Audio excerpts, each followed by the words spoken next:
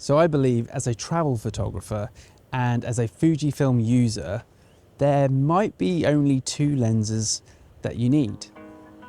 However,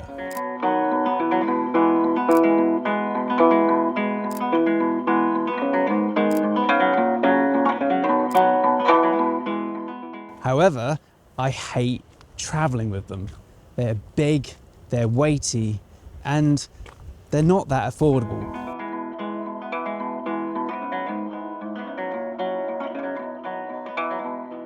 But as you can see, optically, they're fantastic, they're brilliant. They're, you know, red badge Fuji lenses. And so realistically, they can't be ignored. Both of these lenses are zoom lenses. And if size and weight doesn't bother you, as it does me, then, you know, maybe these 2 lenses are perfect for your travel photography.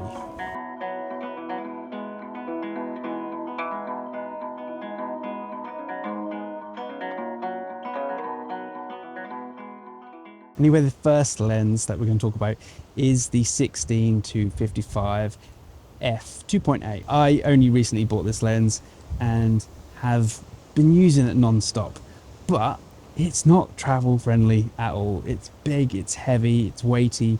It can take a knock or two, but I don't enjoy traveling with it.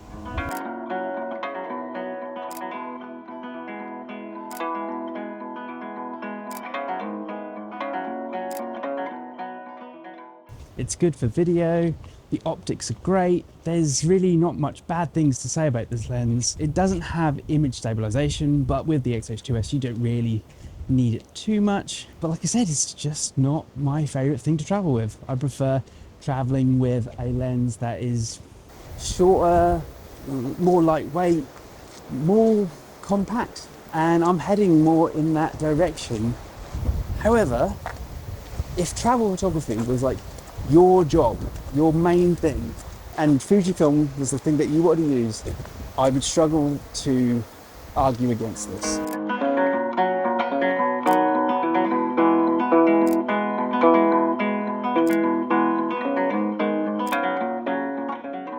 And so the second lens is the 50 to 140 zoom lenses. As you can tell, both of these lenses are zoom lenses. It's worth considering these 2 because they cover a good breadth of your focal lengths. So you're going from 16 all the way to 140, and on an APS-C sensor, that is, you know, times by.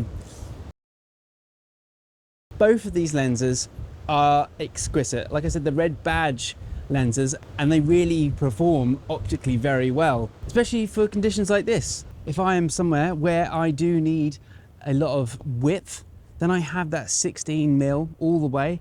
But if I need to go and, you know, if I want to take photos of surfers like I have just been there, then I've got the 140. I'm covered. But otherwise, let's head back inside and I can give you a bit more, you know, detail and opinion about why these 2 lenses are so great. But it does come at a cost, I think.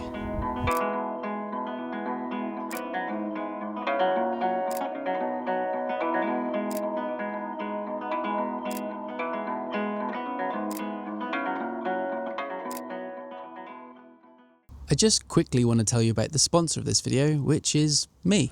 Are you an introvert? Are you a photographer?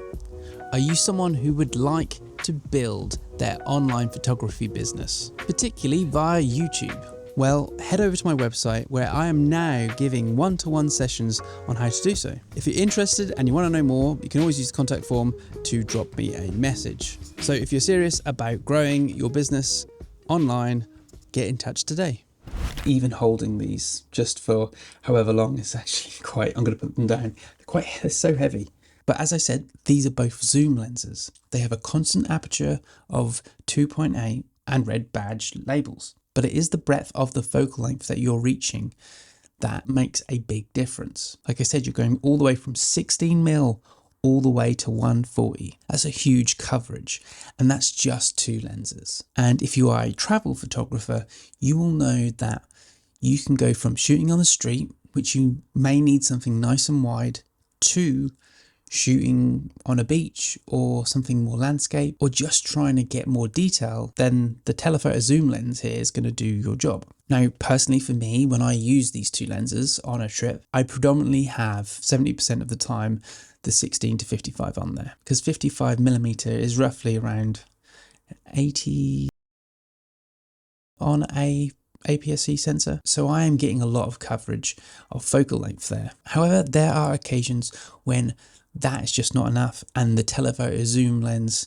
50 to 140 just comes in, and it's always a joy to use, but for the amount I use it, it's not always fun to take. Both of these lenses are just so heavy, and then you get asked questions, particularly from Sony fanboys and Canon fanboys, why don't you just go to full frame? Why don't you come over to our ship and use some of our gear? Because one of the benefits of being on an APS-C sensor is that the lenses are much smaller. I mean, my answer is always, I just love Fuji's color science. I do think it's the best of all the camera brands out there. I don't think anything kind of comes close to it yet, but I do hear those concerns. And as someone who doesn't like to travel with too much, that is my only kind of pitfall, my downfall to having these lenses on me. Now, if you were someone like a wildlife or sports photographer, these lenses would probably be essential if you wanted to shoot with Fuji. I don't think it's that essential if you are a street travel photographer, but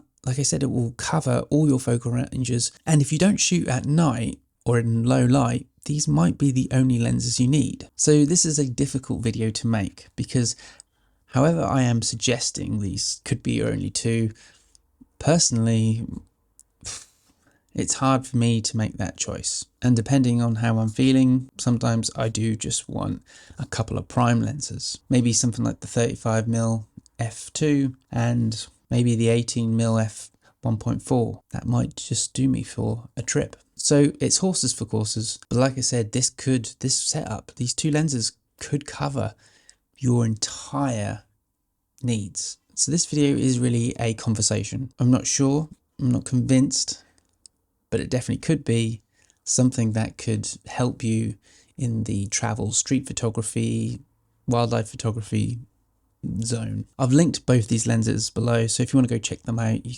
can see them down here. But let me know what you think.